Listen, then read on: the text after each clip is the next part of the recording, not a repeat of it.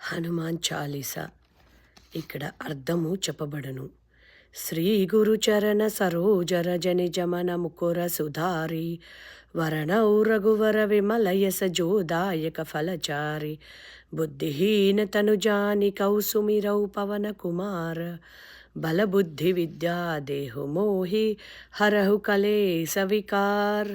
దీని అర్థము, శ్రీ గురుచరణ కమలములోని రజస్సుచే నా మనస్సుని అద్దమును శుభ్రము చేసుకొని ధర్మార్థ కామ మోక్షములను చతుర్విధ పురుషార్థములను సంగు శ్రీరామచంద్రుని విమల కీర్తి వర్ణించదను.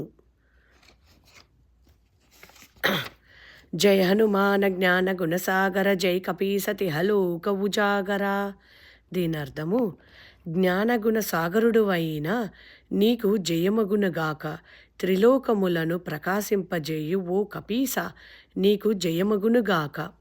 రామదూత అతులిత బలధామ అంజనీ పుత్ర పవనసుతనామ. దీని అర్థము, రామదూత సాటిలేని బలమునకు ఆటపట్టైన వాడ, అంజనీసుత పవనసుతుడను పేరు కలవాడ.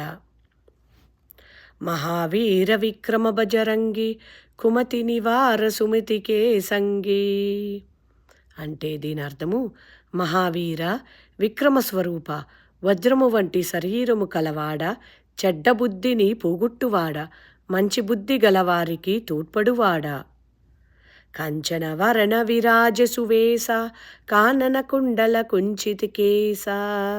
అంటే దీని అర్థము, బంగారము వంటి శరీరఛాయ గలవాడ, మంచి వేషముతో నొప్పెడువాడ, కర్ణములకు కుండలములు ధరించివాడ, జుట్టు ముడివైచుకొనినవాడ. హాద వజ్ర అరుధ్వజా విరాజై కాంధే మూంజ జనీవు సాజై.